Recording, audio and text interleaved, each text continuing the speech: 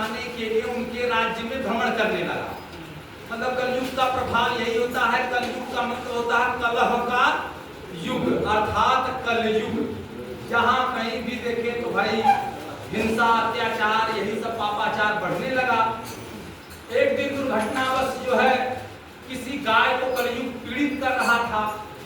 तो जब वो पीड़ित कर रहा था गाय को, तो वहां परीक्षित महाराज गुजरे और अपने म्यान से तलवार निकाल करके तुरंत ही उसको मारने टूट पड़े। कलयुग देखा कि यार यहाँ तो बचना मुश्किल है, तुरंत वो सरेंडर कर दिया। बोला महाराज क्षमा क्षमा क्षमा। बोले बताओ तुम कौन हो? इस राज्य में ऐसी जो है प्रजा पीड़ित नहीं है, प्रजा बहुत ही सुखी और संपन्न है। यहाँ ऐसा अत्याचार करने वाले कौन हो हमारे राज्य में? तो हमारी सीमा से दूर चले जाओ। वो बोला महाराज हमें आश्रय दीजिए, आपके छांव में ही रहने का मैं इस समय हमारा काल चल रहा है, अर्थात यह समय मेरा चल रहा है, द्वापर समाप्त हो गया है, मैं कलयुग हूँ, मैं ही कलिकाल हूँ, मेरा समय चल रहा है, मुझे आप ही स्थान दीजिए। तो जब ऐसी प्रार्थना किया कलयुग ने, तो परीक्षित महाराज कहे कि हमारे यहाँ तुम्हारा स्थान नहीं मिलेगा। लेकिन बार बार यह टकराव उत्पन्न हुआ, क्योंकि समय किसी के हाथ में, किसी के बस में नहीं रहता है। तो कलयुग तो आना ही आना था। अंततः परीक्षित को मानना पड़ा, कलयुग को प्रवेश देना पड़ा। तो कलयुग को प्रवेश तो दिया उन्होंने, लेकिन कुछ शर्तों के साथ दिया। बोला भैया तेरा स्थान जो है 4 जगहों को मैं दे रहा हूँ। वह 4 जगह क्या है? जहाँ असत्य भाषण होता है, जहाँ झूठ का बोलबाला है।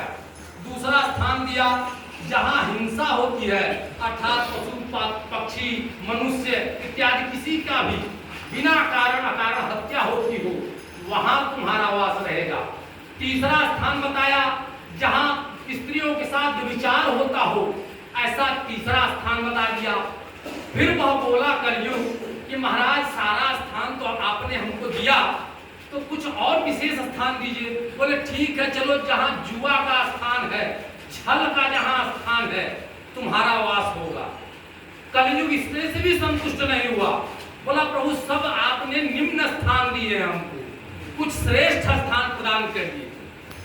तब सोचते विचारते परीक्षित महाराज के मस्तिष्क में आया, चलो अच्छा ठीक है, तुम धन में वास करना। धन अर्थात उस समय का धन सोना था, स्वर्ण को, स्वर्ण मुद्राओं को ही धन माना जाता था। तो उन्होंने सोने में वास दे दिया कलयुग का। कलयुग हर जगह जो है प्रसन्न नहीं हुआ वास लेने से, लेकिन धन में, सोने में वास करने से अत्यंत हर्षित हुआ, बहुत प्रसन्न हुआ कि अब तो मैं इनके घर में भी प्रवेश कर जाऊंगा। इतना प्रसन्न हुआ। समय की चक्र जो चलता रहता है, चक्र चलता रहा। कलयुग ने स्वयं परीक्षित महाराज के ऊपर अपना प्रभाव जमाना शुरू किया, क्योंकि धन अहंकार लेकर आता है। अब धन के साथ सोने चांदी से भरे हुए थे वो, तो कहीं न कहीं वह कलयुग के रूप में अहंकार उनके अंदर प्रवेश करता चला गया। एक दिन उनके मन में आया, क्यों न मैं शिकार खेलने जाऊं। राजाओं का पुराना शौक रहा है जंगलों में जाकर के बड़े बड़े पशु पक्षियों को मारना, अपना कौशल दिखाना। उन्होंने क्या किया, और लेके अपना जो है रथ निकल पड़े, जंगल में गए। पता नहीं कितने पशुओं को जो है बड़े बड़े अपने तीर से संधान करके उनका नाश किया, उनकी हत्या की। देखिए कलयुग का प्रभाव कैसे बढ़ता जा रहा है। और उसके बाद उनकी बुद्धि मलिन कर दिया, ऐसी मलिन किया कि वो वहां पर भूख और प्यास से संतप्त हो गए। वहां पे उन्हें प्यास पानी पिलाने वाला कोई नहीं मिला। अब घबराने लगे, देखे आसपास खोजे, एक कुटिया मिली। वहां समीक नाम के एक महर्षि तपस्या कर रहे थे बैठ करके, और वो वहां गए। उन्होंने उनसे प्रार्थना किया कि प्रभु मुझे जल प्रदान करिए, हे नाथ मैं बहुत प्यासा हूं, मुझे जल प्रदान करिए।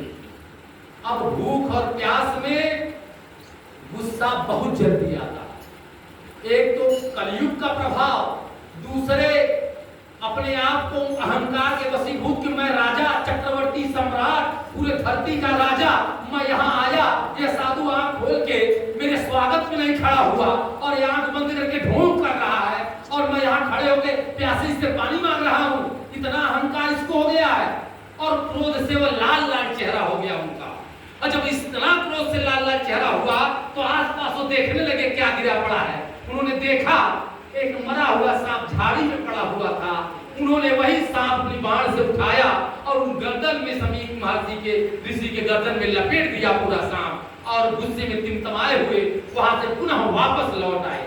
और जब लौट आए राज्य में जब लौट आए, वहां पर बड़े शांति के साथ उन्होंने जब जलपान किया, स्थिरता प्राप्त हुई, सारे वस्त्रों को, अपने आभूषणों को उतार दिया, तब चेतना जागृत हुई कि अरे अफसोस, मेरे से बहुत बड़ा गलत काम हो गया, मैं क्या ऐसा पाप कर दिया। इतना घबराए सोच में पड़े हुए हैं। लेकिन उसी बीच में उस आश्रम में जो बच्चे रहते थे, उसमें उनका महर्षि समीक का भी पुत्र एक रहता था। वो सब नदी पर जल लेने गए हुए थे।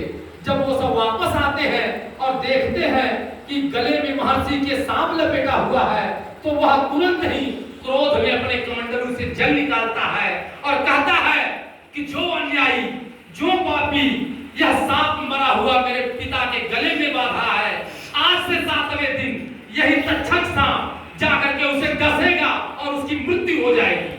ऐसा करके स्थापित करके जल को धरती पर फेंक दिया, और उसी समय काल कलयुग का प्रभाव निश्चित हो गया। आंख खुल गई। इतना भयंकर श्राप सुन करके महर्षि समी की आंख खुल गई और उठे, और उन्होंने पूछा क्या हुआ, और बताने पे चिखार करके उनका पुत्र रो रहा था। सारे बालक भयभीत थे। उन्होंने, वो दिव्यदर्शी थे, उन्होंने आंख बंद करके पुनः देखा। पूरी कहानी स्पष्ट हो गई कि कैसे अपने अहंकार में, कलयुग के प्रभाव में आकर के इतना उदार राजा, इतना बढ़िया योग्य राजा जो पांडवों का वंशज है, और इसने ऐसा गलत काम कर दिया। उसके तत्पश्चात इतना बड़ा अपराध नहीं था उस राजा का कि उसको मृत्यु दंड दे दिया जाए, इतना बड़ा नहीं था। और वह बड़े भयंकर रूप से अपने पुत्र को डांटने लगे, और वही कहा कि यह साबित करता है कि अपरिपक्व व्यक्ति को अगर पावर मिल जाए, शक्ति मिल जाए, तो उसका सदुपयोग न होकर के वह दुरुपयोग करता है। इसीलिए पावर जब भी किसी को मिलना चाहिए तो उस योग्य व्यक्ति को मिलना चाहिए जिससे हमारे पूरे समष्टि का, पूरे विश्व का कल्याण हो, न कि अकल्याण हो जाए। तुरंत उल्टे पांव महर्षि वहां से उठे और जाकर के सीधे परीक्षित महाराज के राज्य में जाते हैं और अभ्यर्थना करते हैं। रात में द्वारपाल बोलता है महाराज के आराम करने का समय है। तुरंत कहते हैं महर्षि जाके कहो राजा से, उसके लिए आराम का समय अब नहीं है, उसके पास तो समय ही नहीं है। तुरंत द्वारपाल भाग के जाता है और उस समय वो जगे हुए होते हैं, प्रार्थना करता है, महर्षि समीक आए हुए हैं, और तुरंत उल्टे पांव आते हैं। परीक्षित महाराज उनकी अभ्यर्थना करते हैं, चरण धूलि लेते हैं, चरण धोते हैं, विनय करते हैं कि हमसे बहुत बड़ा अपराध हो गया, हम बड़े आपके कृतज्ञ हैं। ऐसी प्रार्थना ही कर रहे थे, तब महर्षि ने कहा छोड़ो, जो होना था हो गया, लेकिन आपको मैं सचेत करने आया हूँ, आपको बताने आया हूँ कि सिर्फ आपके पास 7 दिनों का समय है। निश्चित ही इसमें अपने कल्याण का कार्य करिए, अपने उद्धार का कार्य कर लीजिए। प्रार्थना किया, बोले प्रभु आप ही बताइए, 7 दिनों में जो मरने वाला हो उसके लिए उद्धार का क्या मार्ग है, उसके लिए क्या हो सकता है ऐसा जिसकी गति बन जाए, परम गति बन जाए। तब महर्षि ने बताया आज के दिन महर्षि सुखदेव जी ऐसे हैं जो कि उनके शरण में जाइए, वही ऐसे हैं जो ऐसा मार्ग बताएंगे जिससे आपका उद्धार हो जाएगा। तो इस कहानी से शिक्षा यही मिलती है कि 7 दिन ही सबके पास है। वह 7 दिन हम लोगों के भी पास वही 7 दिन है। नहीं बताइए कौन व्यक्ति ऐसा है जो 8वें दिन गया है या धरती छोड़ करके, सोम मंगल बुध गुरु शुक्र शनि बताइए कोई 8वां दिन है? इन्हीं 7 दिन हमारे पास भी है।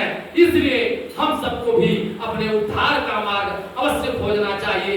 भागवत स्मरण, भागवत जो आज भागवत कथा होती है, वही सुखदेव जी ने महर्षि महाराज परीक्षित को भागवत की कथा सुनाई, जिससे कि परीक्षित महाराज का कथा सुनते सुनते भगवान में भक्ति में लीन हुए, और तक्षक नाग के काटने से पहले ही वो भगवान से एकाकार होकर के अपने शरीर को भगवान में मिला दिए। तक्षक आया, अपना काट के जो काम करना था कर गया।